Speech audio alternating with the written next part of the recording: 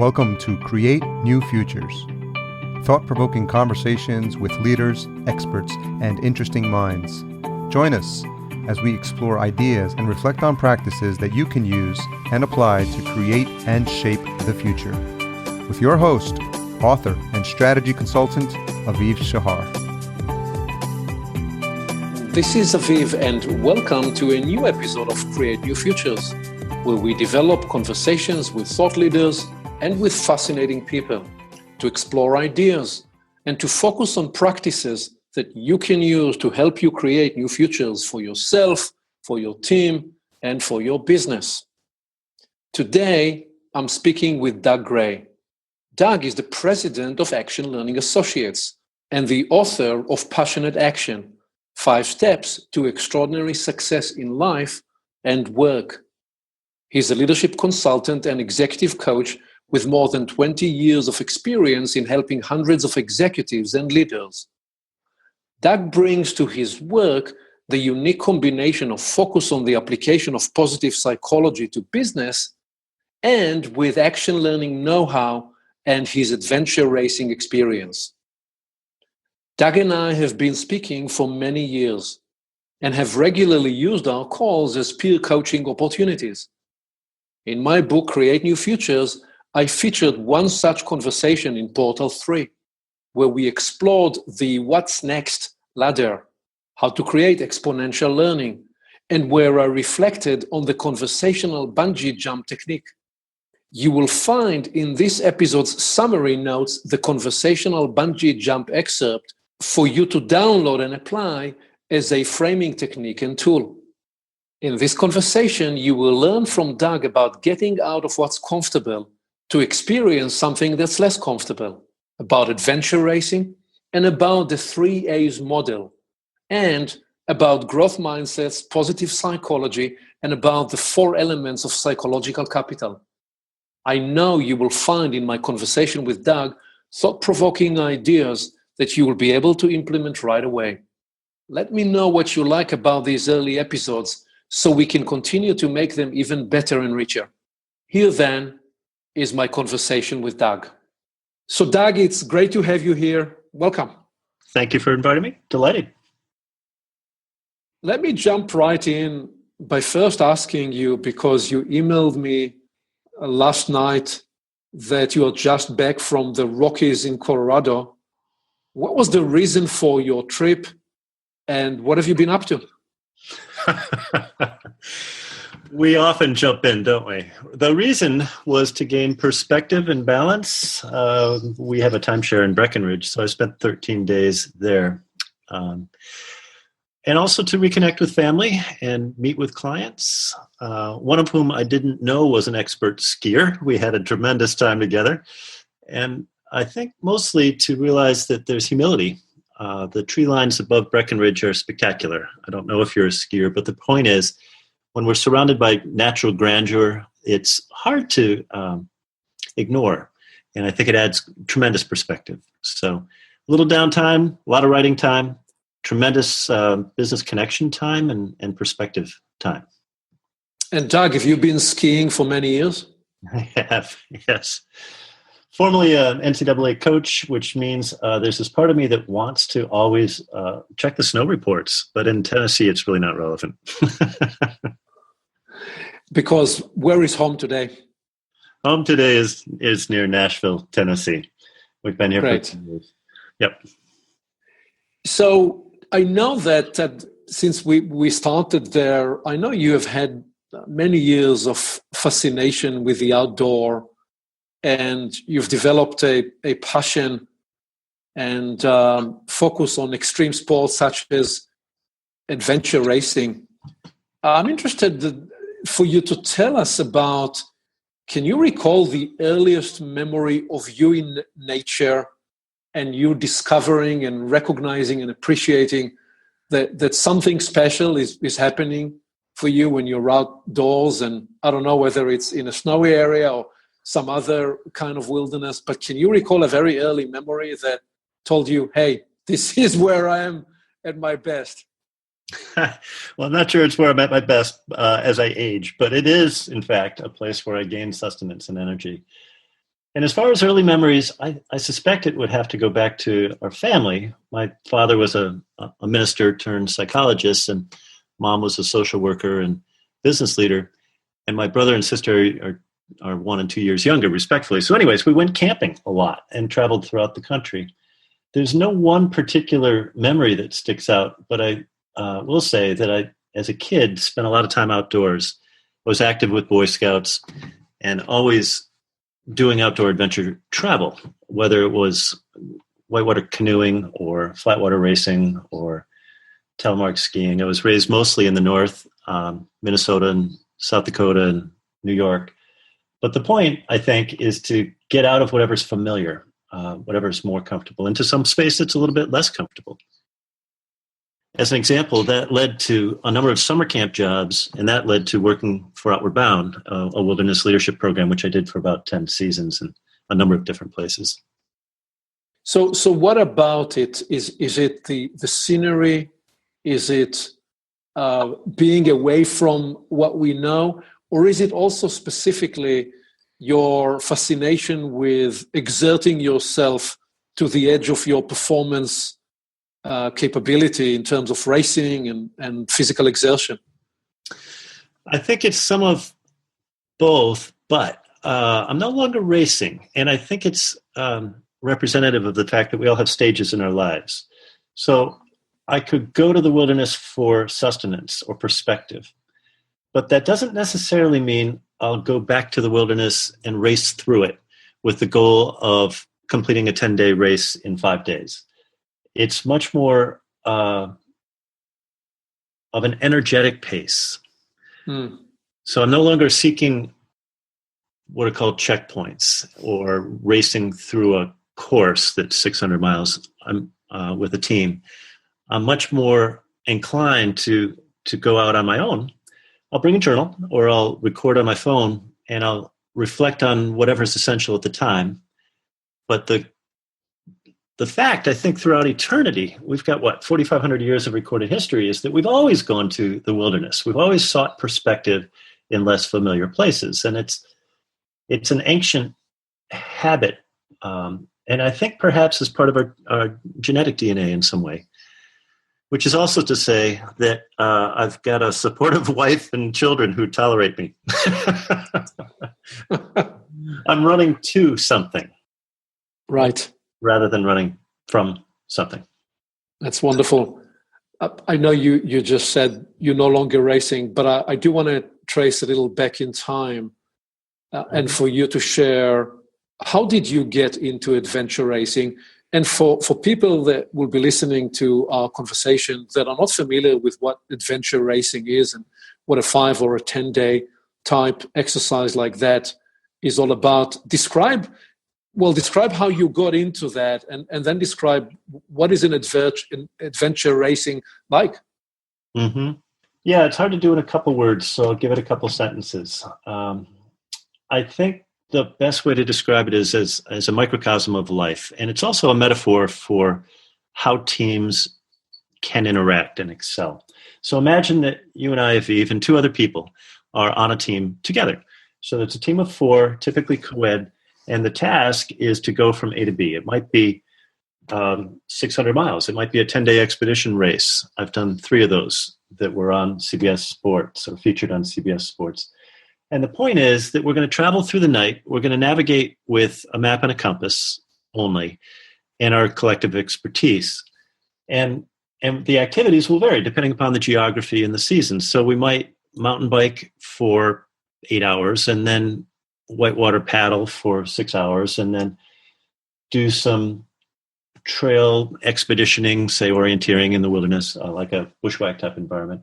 And then we might get to a cliff and rappel or climb, ascend for 3 hours. And then we might get to, what did I miss? Climbing, paddling, skiing, snowshoeing, bicycling, mountain biking is common. The point is to use multi-sport to get from A to B. This became popularized when what's the name of the fellow who started the Survivor TV series? He was an adventure racer. The reality TV guy. Mark Burnett. Right. Happened to be, I think, from New Zealand or Australia, where there's a lot of multi-sport athletes. And he said, there's something extraordinary here. There's something worth capturing on television. So he did in something called the Eco Challenge. And that ran for about 8 or 9 years on TV. The successor was called Primal Quest, and I did 3 of those. And most teams do not finish. There's about a 40% finishing rate. We certainly finished all 3 times. And I think the reason is because as a team, there's a captain before the race. There's a navigator role who takes primary responsibility for where the heck should we go.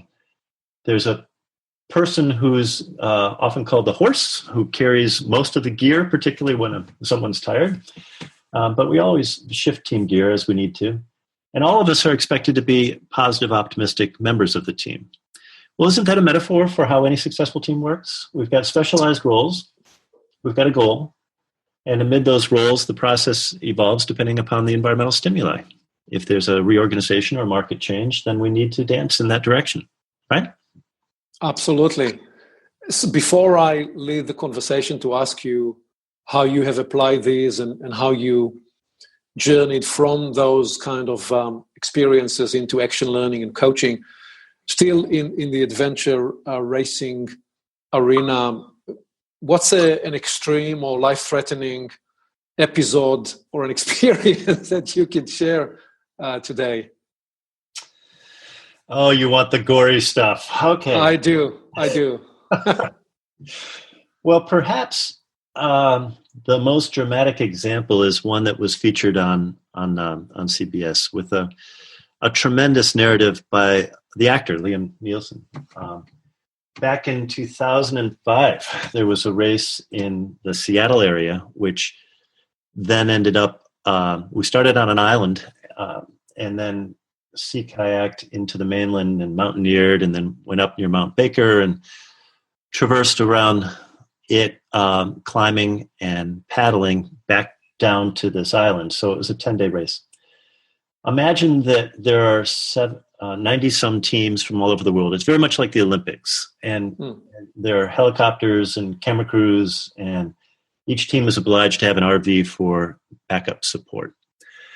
And on day 4-ish, the lead team, comprised of Australian and New Zealand teams, was way up on a summit in the Cascades, as you know, are very pointed and ancient and dangerous. There's a lot of loose rock. And right near sunset, one of those leading team racers died. He tragically descended through a gully, found a loose rock. A teammate from above inadvertently dislodged this massive boulder, and it killed him. Well, none of us knew this. We were, out of those 90-plus teams, doing very well. We were placed about 15th at that point. And we were astounded. We came near what's called a transition area, a point where you switch from foot travel to bike travel. And there was our RV and our support guy, and the race support people said, the race has been paused. Well, that doesn't happen.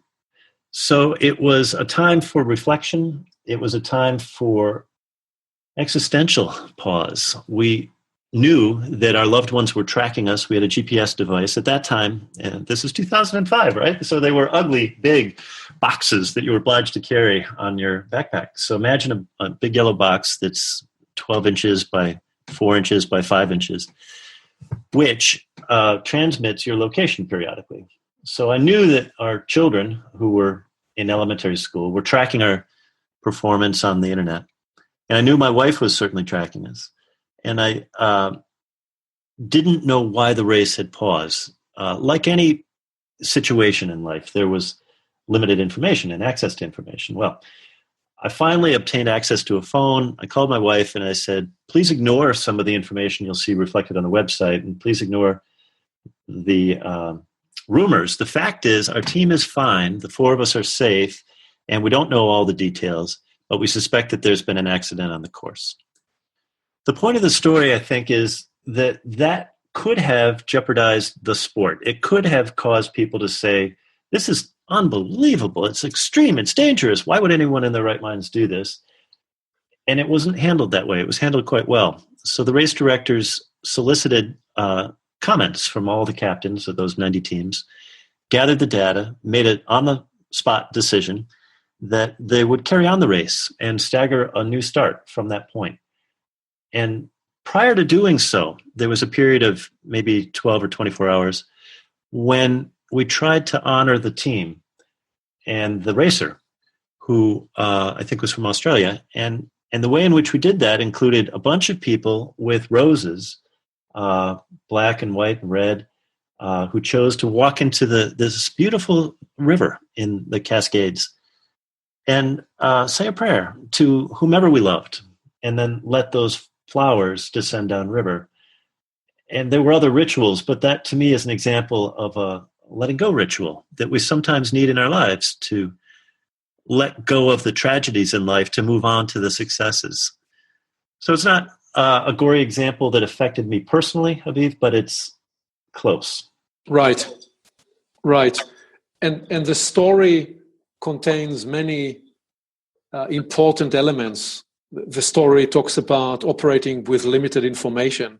And perhaps the most important element in terms of how it transfers to business and to coaching is making decisions in the moment with limited information. In this case, both the organizational decision of the organizers, but also yourselves through the race, often needing to make in the moment important directional decisions, and do make those decisions and choices with incomplete informations.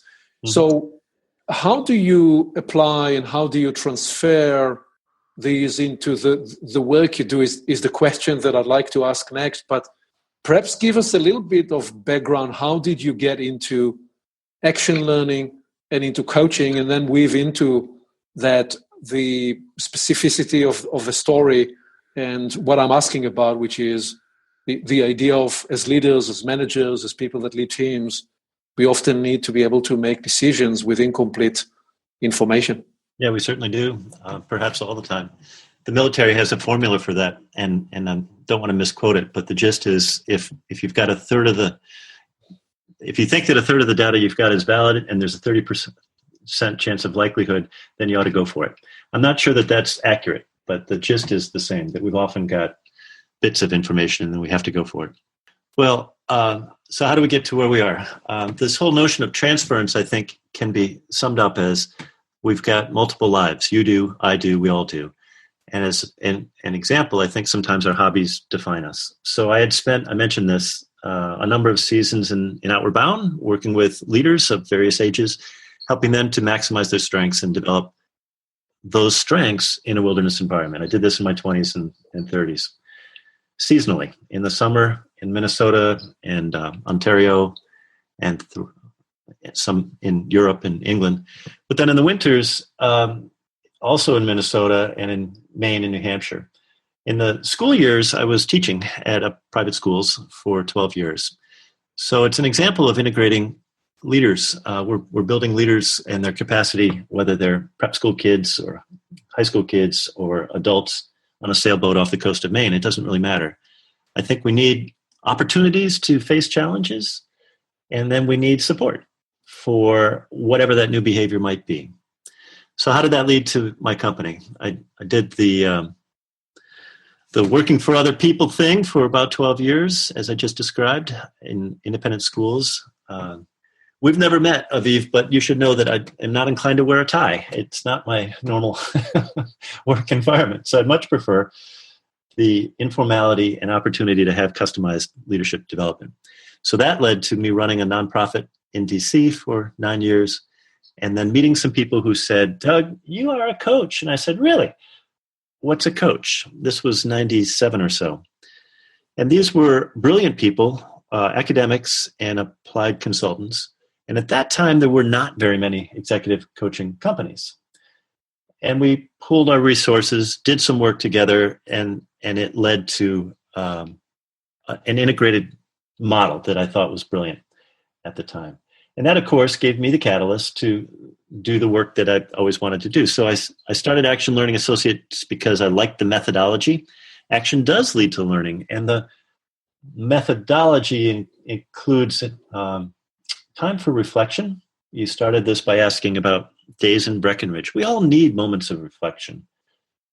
And after which we decide what we're going to do, and then we cascade the actions into some greater impact. So that's what I've done. I've took a number of certification programs, ran some programs at the University of Maryland, College Park for 7 years. But the reason I wrote books and the reason I've developed content is because clients have asked me to. The Passion in Action book, for instance, was a rewriting of another book called Adventure Coaching.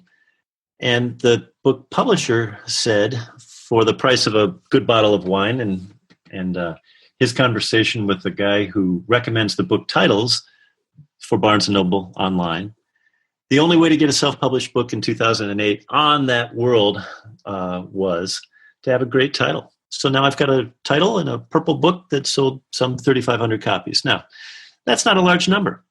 I'd love to serve hundreds of thousands of people, and I have over time. But the point of the book and the point of developing is to respond to client needs, whatever those needs are. So I did a bunch of leadership coaching and executive coaching at different locations, but I never know what the client's agenda is, kind of like this call. I really don't know what you're going to ask next. So I'll start the call by asking, what would you like to focus on next? And I'll end the call by asking, so what are you taking away from this conversation that you will do next? You and I have done this for some time. That's right. And this started, I think, with Doug cold calling Aviv, 8 years ago, maybe, and probably 10 years ago. We've never met. And the fact is, we've been a catalyst for one another. And I think that's what we do, isn't it, as professional coaches? Yeah, that's right. That's right. A fascinating story, and some of the details you just shared, I'm hearing for the first time.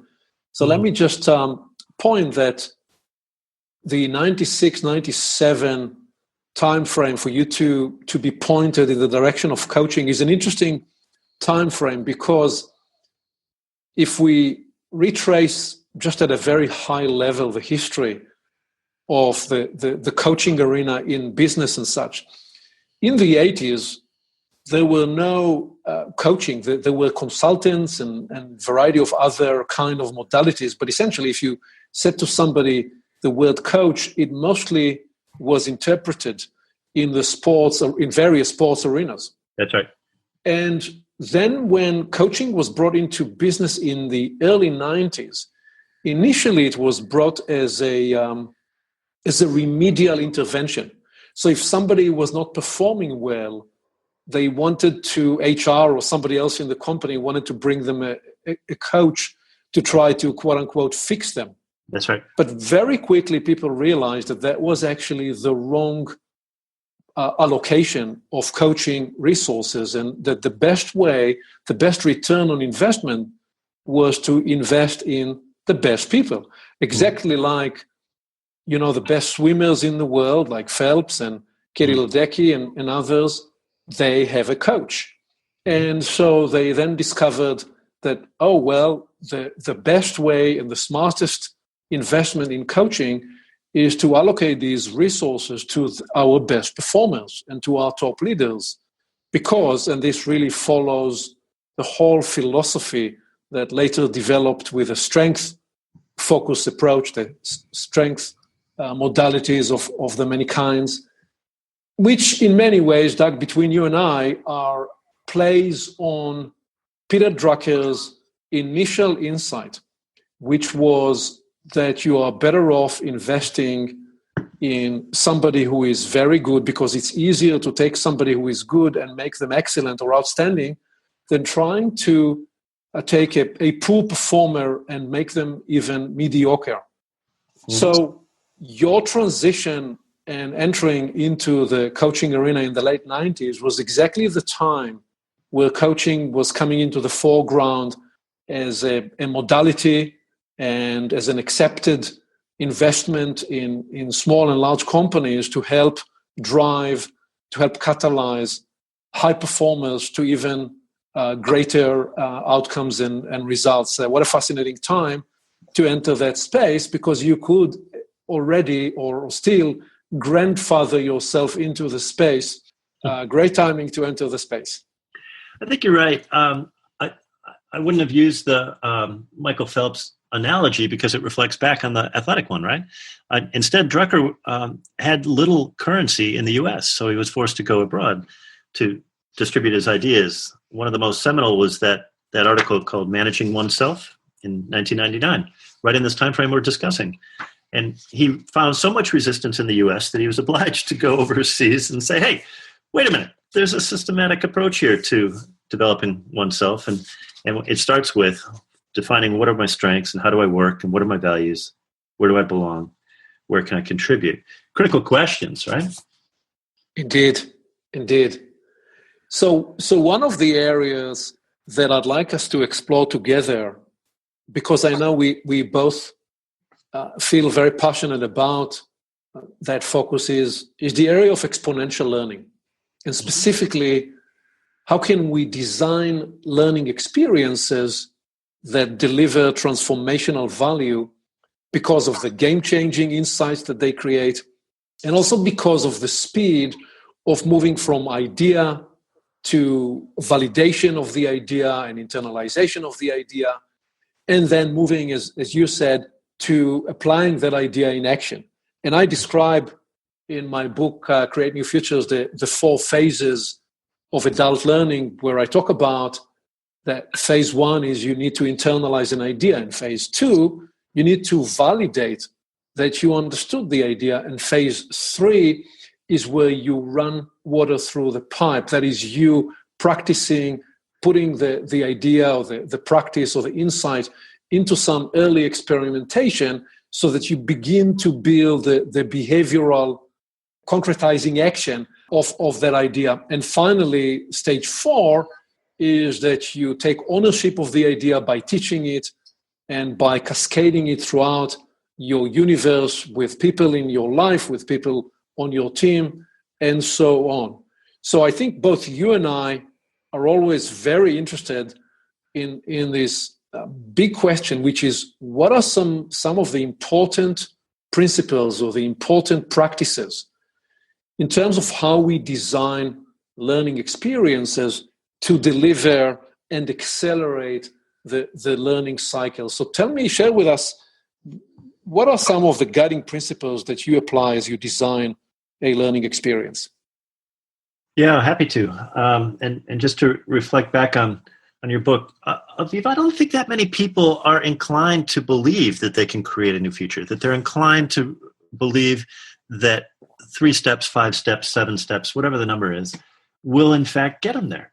There's so much fear sometimes. So it's clear to me that there are two groups of people, and I only work with the second group. The first group are those with a fixed mindset. We've tried that in this company. It can't be done. I can't learn. Adults can't learn. To which I say, that's simply not the case. The other group of people have a growth mindset. And that's the group that you and I choose to work with. It's the only group we'd want to work with. They have to believe that we can learn new things. We can design a new feature, like a new house to step into. And if it's 3 steps, 5 steps, or however many, what we need from this consultant is the accountability. So I'll tell you that I use a model that I've used forever called the 3A model, because the words begin with A. And it starts with assessments and leads to constructive actions and leads to accountability. So those are the 3 A's. I can't tell you how many people who say, yeah, I'm a coach. Why? Because I've got a business card that says I'm a coach. And one study recently said there's 40,000 people who self-declare that they are coaches. However, they don't use any validated assessments, which astounds me, and it mortifies many people because it can paralyze us. It's like going to a physician without having your heart rate and your vitals monitored. There's some 15,000 validated assessments. So if we don't use some in this process to look at where is Aviv today and where does Aviv need to go next, then how can we possibly measure our growth? I'm speechless. So I commonly use something that's behaviorally focused. DISC is very common. Hogan is very common. I'll use something that's a little bit more subjective, like an emotional intelligence survey. And lately, I've been using something that focuses on positive psychology, like the psychological capital questionnaire. The reason is that those four tend to be very useful for clients. So what does that lead to? That's the assessment. It leads to actions. When you and I have our calls, we'll commonly end with, so what are you inclined to do next, or what are you taking away from this conversation that you will want to update me on a month from now? That kind of accountability is so rare. I can't tell you how many leaders will do the equivalent of running 2/3 of a marathon and stop because they think they've completed a marathon. Well, there's sloppiness in the coaching and consulting field. One way to rectify that is to provide action plans, digital transparency, software so that people can look at it. But the other one, I think, is what you and I try to do regularly, and that's to be truth bearers, sort of standard bearers. That phrase, speaking truth to power, is really the most critical one, not because we have anything profound to say sometimes, but because senior leaders need external consultants. We're the only ones who can provide objective perspectives on what's going on. I'll give you an example from yesterday morning. A senior leader at a Fortune 100 healthcare company who is just been reassigned twice as much responsibility as she had before is tasked with some phenomenal initiatives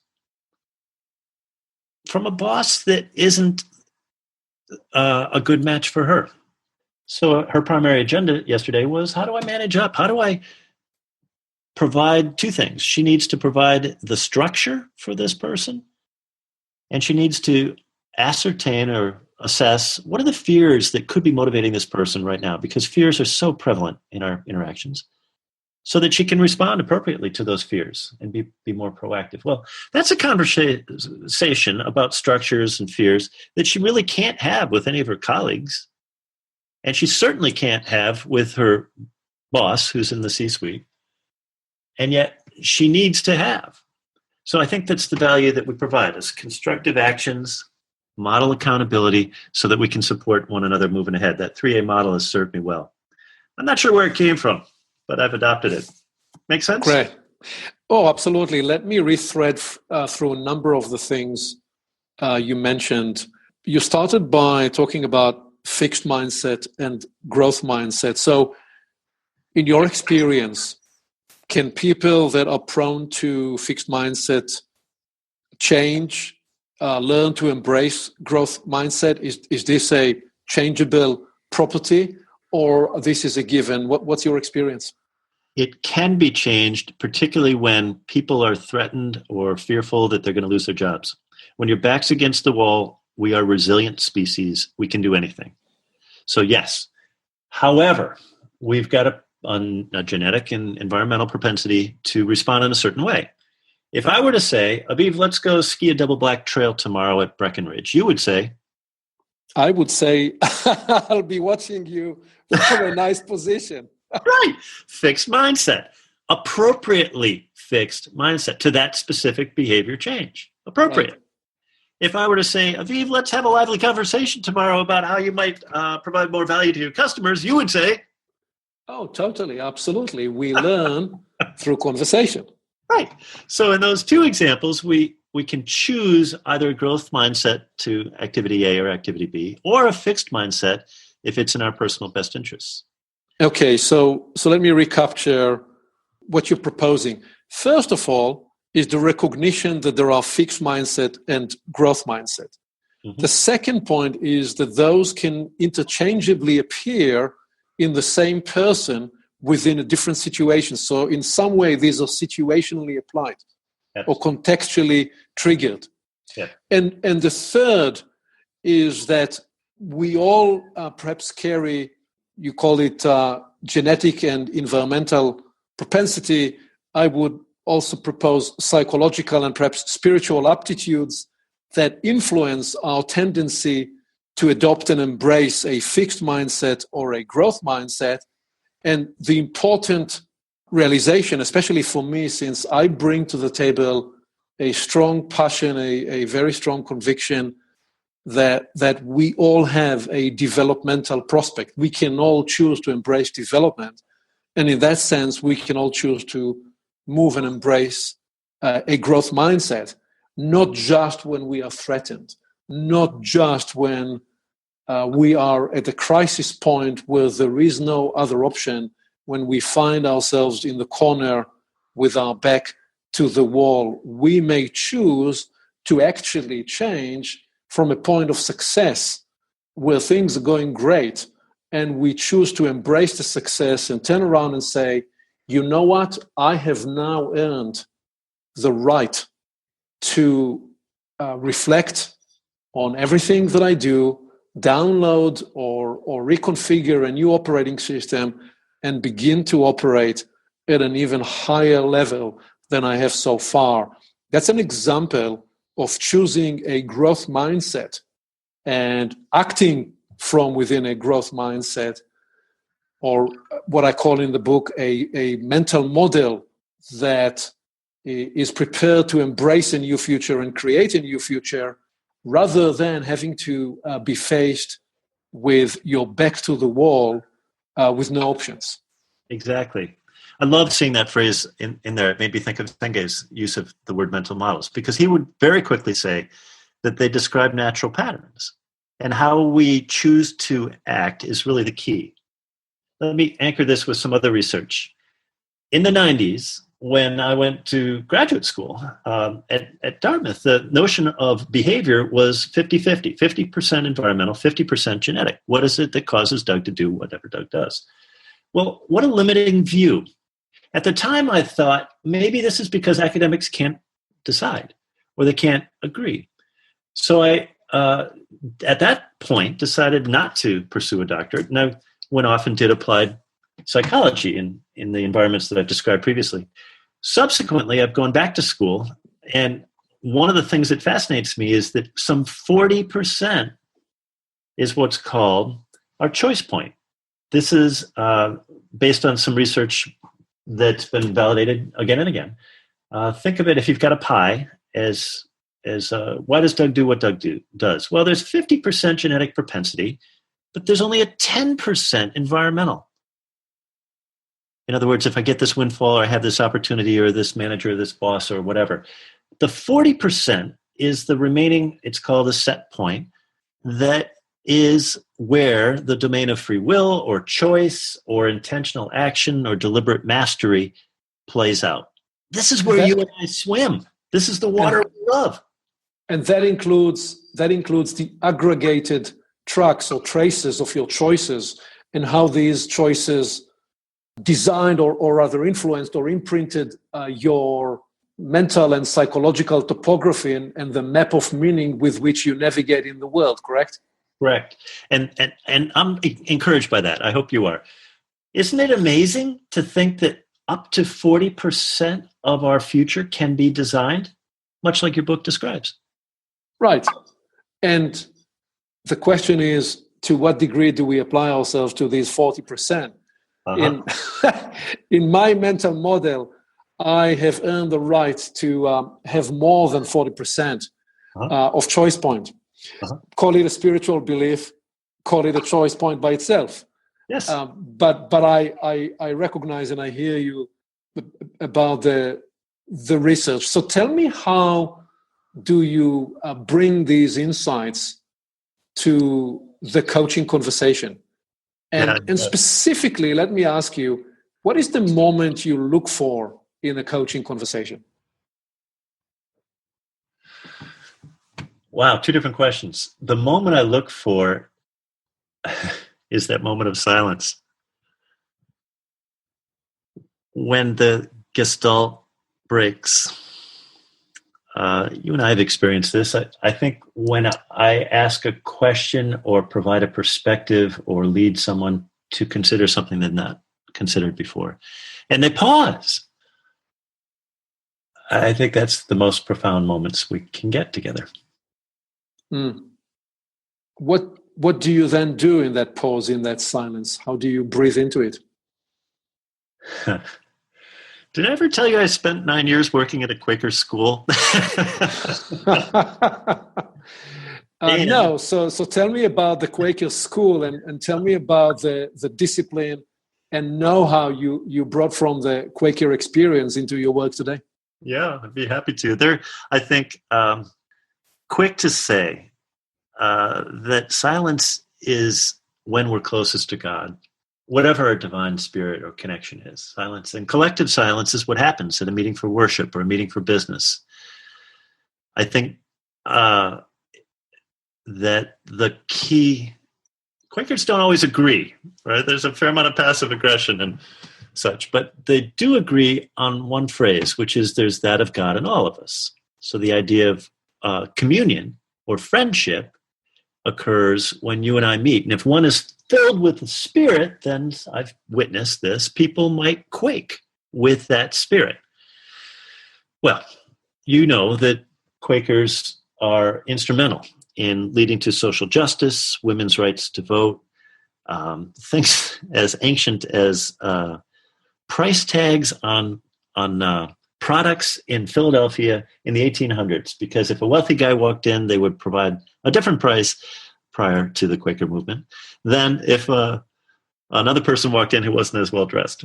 So they argue for justice is ancient. And I think in a similar way, social justice can happen in our coaching work. When, for instance, someone tells me that they want to manage up in a respectful way at the same time that they want to redesign healthcare platforms in a consumer-based culture. Wow. That leads to a sacred place of honoring her agenda and co-designing possibilities. And I think that's really what we do. Sometimes I'll suggest something or ask something, and she'll say, that's exactly it. Do you have any information on that? I'll send something or she'll do something. Other times, a client will say, that won't work because. And then, of course, I'll ask, well, what might work? And we'll come to that place. No one else can do that. In the older days, we would have more of a hierarchical model of leadership. You should do this, X and Y's. Well, we've evolved. It's a complex world filled with diverse solutions, and every disruptive market that I've witnessed does this innovative work of crossing boundaries. Right. I think right. And one of the things you're sharing there in this example, in this for instance, is that often in the coaching, consulting head, in that position, you get to facilitate and help navigate and negotiate the personal, the leader's own agenda, and how that conflicts or not, and how can it be reconciled with the corporate and the for-profit and accelerated profit agenda, and how to honor both needs and both requirements. That is often material in the coaching conversation. I think that's the implicit message in your example. It is very much. Yep. Mm-hmm. Let me anchor this maybe with four. This is a little bit nerdy, a little bit of an academic model, but I think it'll make the point easily. If we think of human capital as well, let's back up. If we think of financial capital, the net worth of someone, as a measure of their success or their impact, that's a resource-based view of capital, but it's limited. Just as your net worth will increase over your lifetime, let's hope, it will depreciate in the last 24 months of your life as you invest it in your own health or choose to give it away. The second example is human capital. The people, or your KSAs, your knowledge, skills, and abilities, the things that enable you to do that job as an expert leader. Well, that will appreciate over time, but then depreciate as you forget things and natural ontogeny as we age. The third form of resource-based capital is social capital, the people that you know who have reinforced you and helped you to get to where you are. So we've got human capital, social capital, and financial capital, all of which are resource-based views of capital. Well, if you look at HBR articles on the talent war, they take on this notion that that's all there is. And I can assure you that's not all there is. There's this fourth view of capital called psychological capital, which is infinite. And thankfully it is. And this is where you and I need to dance. And I think this is where the greatest leaders need to dance. Psychological capital is based on four constructs that together are incredibly impactful. And a way to remember this is HERO, H-E-R-O. Hope is the will and the way. How do I imagine a better future? This is sort of like Creative New Futures 2.0. This could be your next book, Aviv, or next chapter maybe. Who knows? Hope, efficacy or confidence, the extent to which you think you can do the job. Resilience, the extent to which you can get back to the previous state place or beyond that place. Breakthrough is a tremendous example of psychological capital and being taught to our American military and their loved ones. And the fourth is optimism, H-E-R-O. Optimism is a generalized positive affect. Well, these are infinite and dynamic. In fact, HERO is a construct that can be measured. And because it's infinite, the extent to which Aviv has a higher psychological capital score than Doug will redefine your capacity as a leader. I predict that this will be used throughout our assessments in the next 5 years. Right. All of those elements are inexhaustible. For some reason, you call it psychological capital. They represent to me an even broader construct than the idea of psychological capital. It's psychological, mental, emotional, and spiritual capital, all bucketed in one. But that's psychological capital works. Before we get back to this, you spoke about something else that I don't want to lose. I want to capture and bring forward, because I want you, if you can, create a bridge for me from the Quakers' experience of being present to silence and your journey and application of positive psychology that you're talking to right now, and the importance of flow in that framework. Mm-hmm. Talk to me about that bridge and how that bridge is formulated in your own experience and how you apply it in your work. Right. You've got a handful of stories that are reflected in your chapters in the portals. Each of those portals is a view of the world, and each of those views reflects some conversations you've had that have been instrumental, right? Correct. Way, you just cited 3 portals that are representative of some of the instrumental forces in Doug's life. Okay. My hope is that this conversation will be useful to somebody else who will ask themselves, well, what are a handful of the portals that have been instructive for me? And they might write them down. And it could be that ancient question, what did I learn from my 20s? What did I learn from my 30s? What did I learn from my 40s? And I'm 56, so I'll ask, what did I learn from my 50s? Or a better question, who did I serve in my 20s? Who did I serve in my 30s? Who did I serve in my 40s? Who do I serve in my 50s? And who do I want to serve in my 60s? I was recently asked to write my mission statement, and it hasn't changed. It's always been to leverage my strengths and serve others. So if I were to think about how do I leverage my strengths and serve others, I need things like assessments. I need feedback from everybody in my world. And I need to apply them to their agendas, not Doug's, to their agendas. Does that make sense? Oh, absolutely. In other words, the solution to our own needs, our own questions can often be found in that pivot that you framed, which is by looking to discover who and what we serve, and in what way can we serve those people, those situations, those needs, those causes, and the mental model that is invited by this reframe through this pivot is this idea of agency and what we can be an agency for. Because the moment I embrace that question, or my reframe on Kennedy, who said, ask not what your country can help you, ask how you can help your country.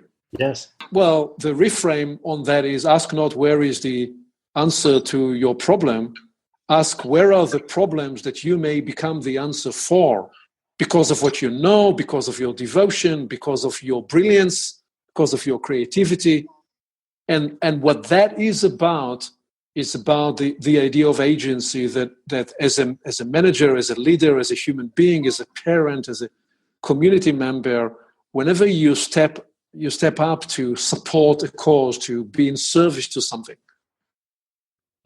you become an agency for that need, and you become a portal for that intelligence, or the intelligence that seek to address that need. So that's a beautiful invitation. Right. And some people don't use the word portals in this way. It's a Star Trek-y thing, or it's a cruise ship thing. What's a portal, really? Is it a time thing? Am I transporting? But if you were to change agency to a more active question, how can I be an agent of leadership? Right. Or my vision of who I want to serve in my 60s. It reframes everything, right? And now I'm stepping forward or toward that future state that is meaningful. I think the word agency can be academic and turn people off, just as the word portal can turn some people off. Well, thank you for suggesting a simplified language that's attractive for some. Some will be very attracted to the idea that we can each choose the portal we will engage in today, the portal of needs and the portal of opportunities. And since we are talking about portals, your very kind review that you posted on the Amazon book page, where you've written, and I'm quoting, I was delightfully surprised that Aviv has written such an extraordinary book. The format with 12 portals that can be read independently can be a course in strategic consulting or applied meditations, or how to design your better future. And what you a nice add transition, huh? and you add and you say Aviv's provocative content can be applied at both organizational and individual levels. If you want to rethink how you develop relationships, then I strongly recommend this book. So first of all, thank you. Of course. Second, tell me how you meant apply meditations. Literally.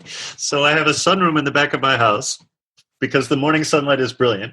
And guess what I did for several days in the morning? I used your book as a meditative tool. I frequently take notes in books and did so. And then I write in the back the page number and particular aspects of it that are relevant. So I noted here on page 108, the notion of self-organizing, how do I value work and structure, can be used and is sort of similar to the 3A model that I described earlier of assessment and action and accountability. And I also noted page 127, the economics of learning.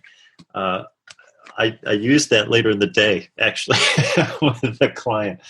We don't often think about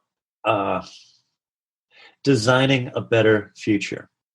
And what I love about your book is that if one were to isolate a chapter, it could be used as a case study for HBR or anyone who wanted to view the world in that way. I like that you've got anecdotes that are personally revealing. I learned a bunch about you, but also that reflect critical ideas from other people. And that theme, that general theme of, well, are you in fact having the conversations you need to be having? You and I are having a conversation now. Well, how is it serving Aviv? How is it serving Doug? How is it serving anyone listening? And I hadn't thought about the essential nature of conversations as a tool for sharpening one another. but I think you're right on. So it's, 3-4 weeks ago since I've read this, but since then I've been mindful of who am I choosing to have conversations with and how am I presenting myself in the most positive way I can to help them imagine a better future. There's a lot of fearful, frightened people, and all of us need to focus on a more positive, better future. So thanks for writing it, man. Thank you, Doug. Mm-hmm. And you also speak there about relationships. And I want to bring this together with your 3A model and your focus on accountability. Mm. With those, for me, how do you bring accountability to your learning? Mm-hmm. And how do you bring the accountability of that learning into the relationships that are most important? Well, I'll answer it in two ways, for myself and for my clients. So for myself, I'm an accountability nut. As a former athlete, I have spreadsheets on my office door.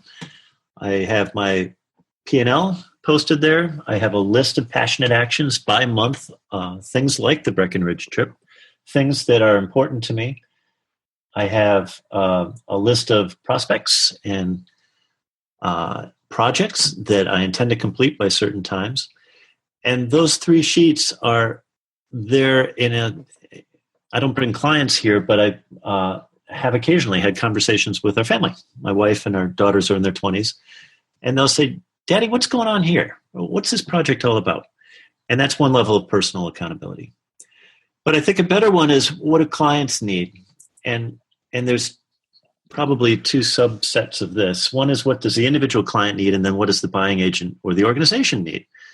So at an individual level, I'll often provide a summary of my notes. And I know some coaches are lazy and choose not to do this, but I'm different. So I'll send notes to them every other month that state, we met on such and such a time. Your possible takeaways from that call were this, this, and this. And our next meeting is whatever. And it might be, after 2 months, it might be 4 sessions, say every other week. But the point is, this provides an accountability summary for that client of what I think they're working on. It doesn't matter really what I think. This is for them to consider. The second example is more organizationally. Buying agents should never know what the confidential agenda is between us, just like one shouldn't know your conversations with your attorney or your physicians. However, they do want to know things like coaching frequency, key themes. It's easy enough to track that using some software and to provide that data back. Here's the percent spend or percent complete. I also use a very simple chart with at least 2 action plans. Here's the behavior that on time 1 and time 2 that we want to focus on. And here's how we're going to measure change, whatever the milestones might be and whatever the behavioral outcomes might be. I'm here to tell you, Aviv, not very many coaches do this. It's not only sloppy, I think it undermines the professional capacity of what coaching can be. So, end of sermon, but that's one way in which I model accountability. Glad I asked you. I know you have passion and you bring accountability to accountability. so that's great. Yeah. We are actually out of time, believe it or not. So I'm sure we'll do a step 2 at some point. But as we bring this great conversation to landing, what are some parting thoughts, parting wisdom, or call to action that you want to offer? Thanks for asking. I think we need to be more mindful of who we have intentional conversations with. I'm not talking about the random transactional conversations, but the intentional ones we design in our lives that help us to grow. I often tell people, I need 6 people in my world to help me sharpen the saw. You've been one of the 6. I joke that I sometimes need more coaches than others, but it's sort of true. The reason I question your example earlier of Michael Phelps is because every senior leader I work with also needs 6. Now, I'm not beholden to the number 6, but I think we all need to be open to and intentional about who those 6 could be.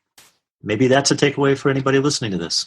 Pick your 6, ask them to have a regular periodic call.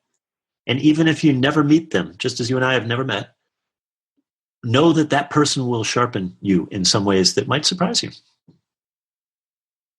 That's awesome. That's great.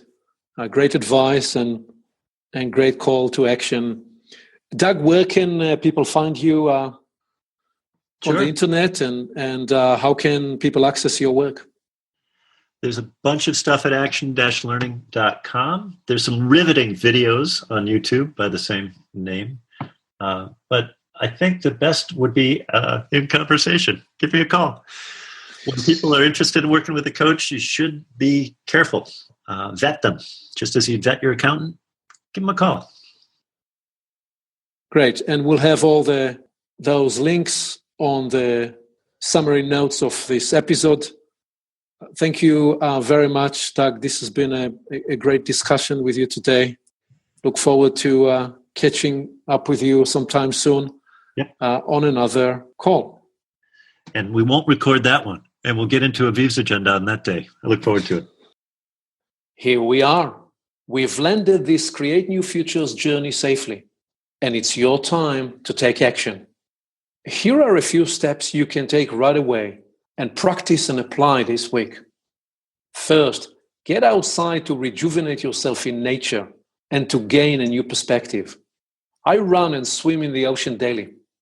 Find what works best for you. Get active and get comfortable in the less familiar.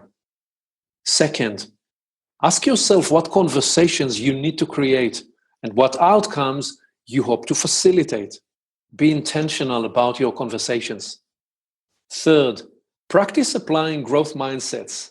Release and let go of the fixed mindset that hold you back from adventures you are ready to embark on. Do not give in to fear. Fortify yourself and take confident steps forward. You are the agent of tomorrow. Embrace it to enable a new future to find you. One more thing. You can reach me directly by phone and on email to explore how I can help you and your team create new futures. See you next time.